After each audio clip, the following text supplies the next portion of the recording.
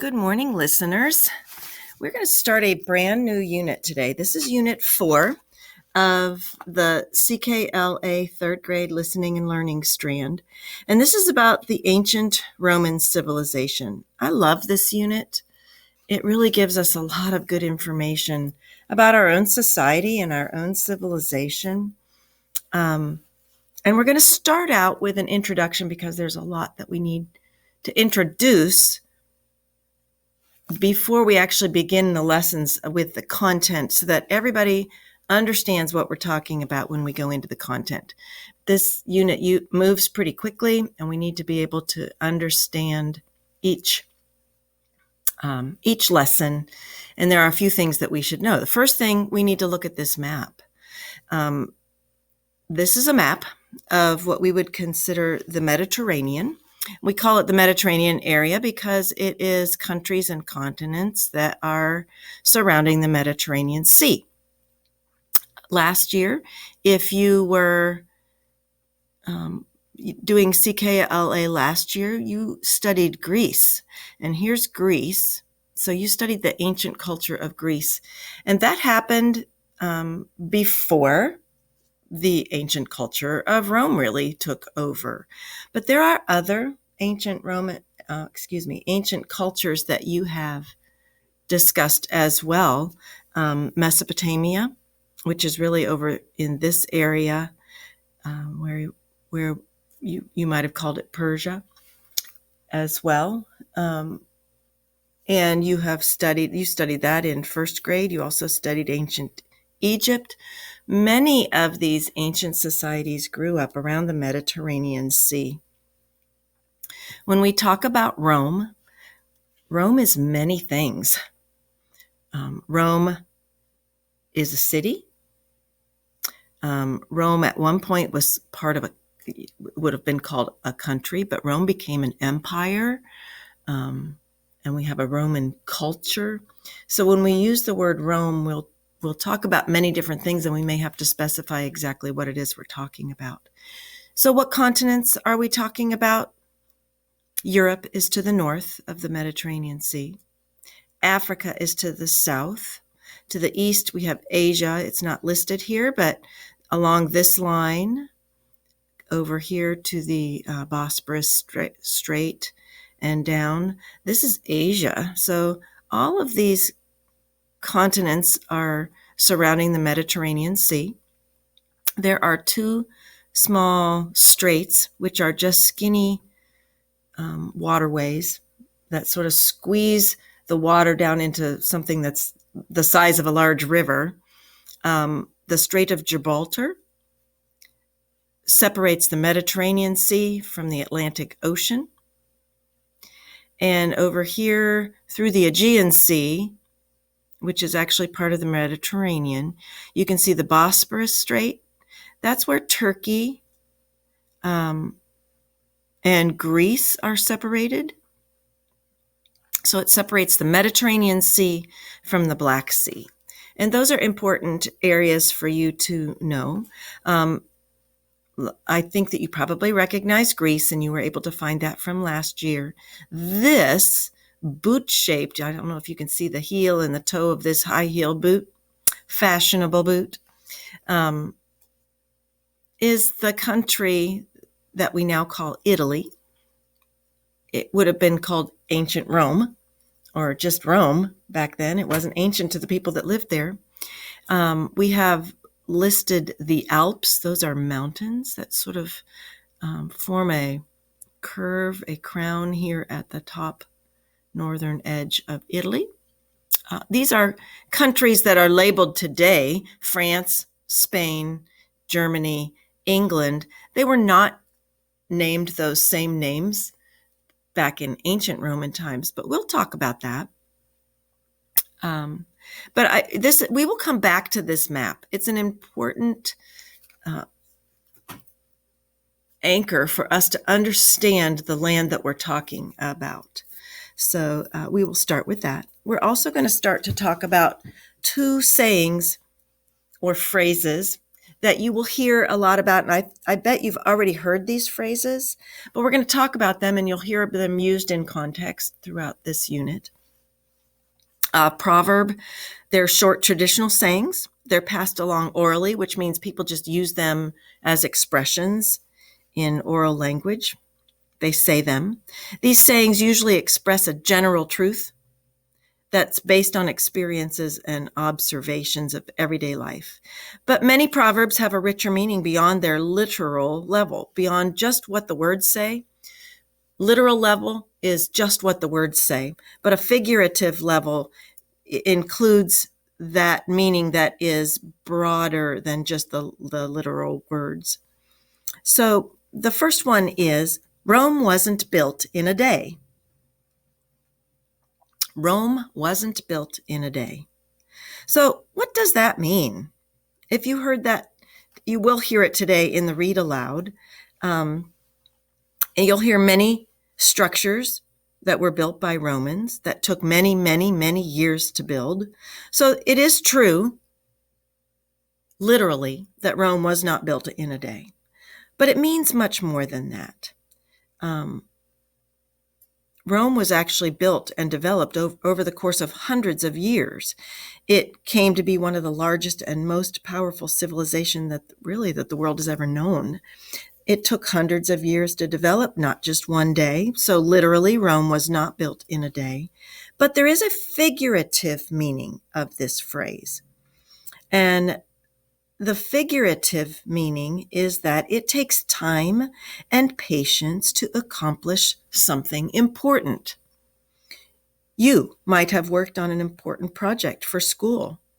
It didn't take just one day. It took many days and a lot of planning and a lot of work. So the phrase Rome wasn't built in a day could be used to describe the time and patience it takes to finish a project.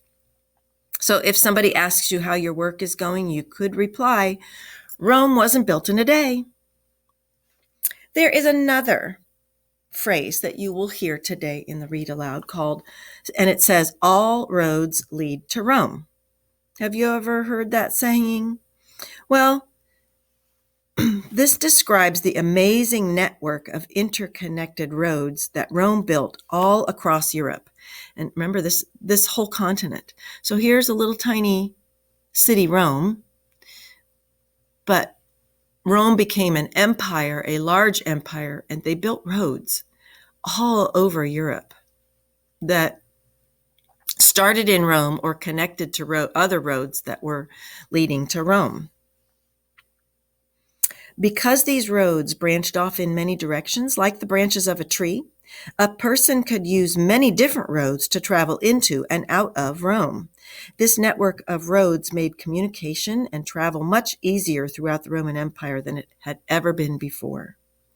And it allowed the empire to continue to expand. So the figurative meaning of this proverb is that there are often many different ways to think about or work on a problem in order to arrive at the very same conclusion or solution. Think about how you do math problems. Is there only one way to solve a math problem? No, there are usually many more ways to solve a math problem. And so you could say, all roads lead to Rome when you and a classmate are solving a math problem in a different manner. Think about Copernicus and Galileo, who studied our solar system back when people thought that Earth was flat and was the center of our solar system. Many scientists have worked for many, many years to come up with a way to understand and prove that the Earth was a sphere. Copernicus and Galileo studied the notes of other scientists to determine and prove that Earth was not the center of the universe. These scientists had many different methods, many different observations, and many different notes, but they all eventually arrived at the same interconnected conclusions. So we are going to be calling upon experts. We're going to call upon archaeologists and the discoveries that they have done to help us understand this past civilization. We have relied on archaeologists to tell about ancient Egypt, ancient Mesopotamia, ancient Greece, and now ancient Rome.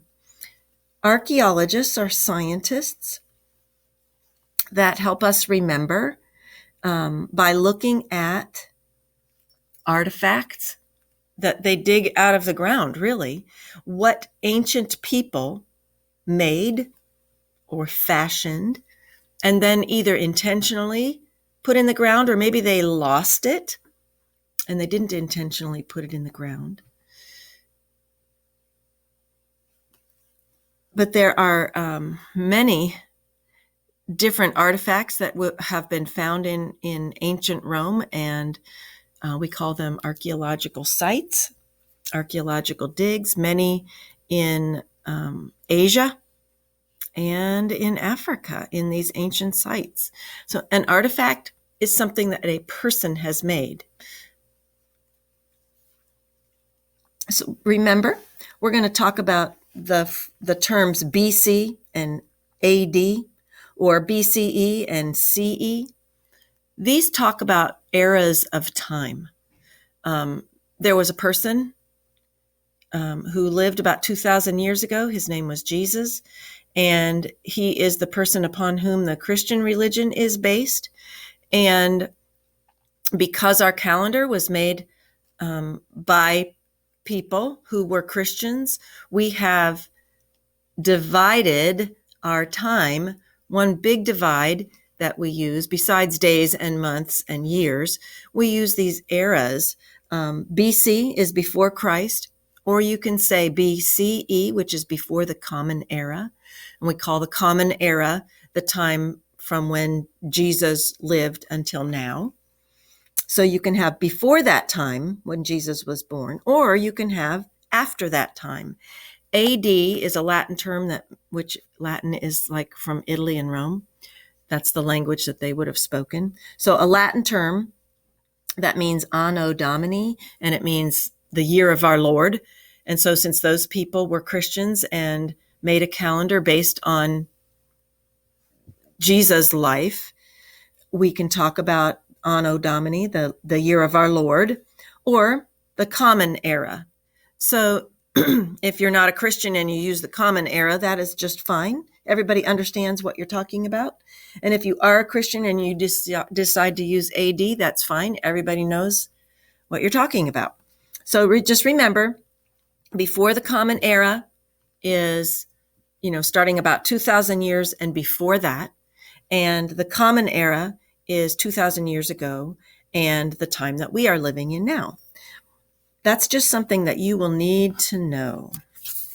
So let's go back and talk a little bit about civilization. You talked about civilization and what a civilization actually is. When you talked about Greece is an ancient civilization, Egypt was an ancient civilization, Mesopotamia was an ancient civilization. So what is civilization? That's something that we will really need to know.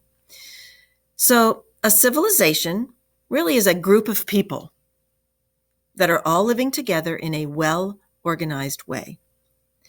And in order to be considered a civilization, you really have to have 6 different things. People living in a civilization build cities. People living in a civilization have a writing system. People living in civilization have leaders and laws that everybody in that civilization knows. People in a civilization practice religion. People in a civilization, they grow their own food by farming. And people in civilization have different people doing different jobs. Not everybody does the same thing. Some people are scribes. They go to school and they learn to read and write. Some people are farmers. Some people are brick makers. Some people build roads. So people have different jobs within that society. That's what civilization is. And let me say it one more time. Civilization is a group of people living together in a well-organized way. They build cities, have a writing system. They have leaders and laws. They practice some type of religion. They grow their own food by farming. They have different people doing different jobs. So, how do we get to know about ancient civilizations? That was 2,000 years ago. How do we know about it? Well, part that we know about it is because they wrote things down. If they wrote it down on something that would last, like a stone tablet, or if they chiseled it into a building, or if they wrote it on a clay tablet that was then fired or made hard in a fire, we would know about that. That's why we know about cuneiform from Mesopotamia and hieroglyphics from Egypt. We've been able to find their writing and discover what their writing means. And there are archaeologists who have found clues to help us better understand. We know about Roman accomplishments, and you will learn more about these. If you've ever used a calendar, which I think you probably have used one every single day since you've come to school, the calendar that we use today is very similar to one that was created by a very important ancient Roman leader. We use a Roman calendar. That's interesting. We're going to hear more about that later. Have you ever seen a picture of the White House or some other buildings in Washington, D.C.? Well, that style of building or architecture has been influenced by the ancient Romans, who were also influenced by the ancient Greeks. So our style of official government buildings were styled after ancient Greek and Roman buildings. That's very interesting. Have you ever played hopscotch? Well, if you played hopscotch, then you are playing an ancient Roman game. That's a Roman game. And people have been playing it for 2,000 years. That's pretty cool. So over the next few weeks, we are going to be learning about a lot of significant contributions that ancient Romans gave the world. We either learned from them, kept the good parts, got rid of the bad parts, which I hope we're doing with all of society, all civilizations. I hope we're learning, continuing even with the United States to keep the good and learn from the mistakes we've made and move forward and do better. We're going to talk one more time about BC, which stands before Christ, and BCE, which is before the Common Era, and AD, which is after, or Anno Domini, or the CE, which is the Common Era. And remember, that really is tied to this one person, Jesus, who lived about 2,000 years ago and became the founder of the Christian religion. People who call themselves Christians follow this man named Jesus. So just remember, we're talking about this area of the world surrounding the Mediterranean Sea. This is Italy. You studied Greece last year. We have the Aegean Sea, which is near Greece and Turkey. The Bosphorus Strait, that is a waterway that takes you to the Black Sea. The Strait of Gibraltar, which takes you out of the Mediterranean Sea and into the Atlantic Ocean. The current countries that we will hear about with their ancient names are Spain, France, Germany, England, and Italy. And we will refer to these. Here's a little city called Carthage. Okay. And it's in Africa. So we're going to be learning a lot about this area of the world. So hold on to your hats. Are you ready to get started? We will get started with our first chapter next.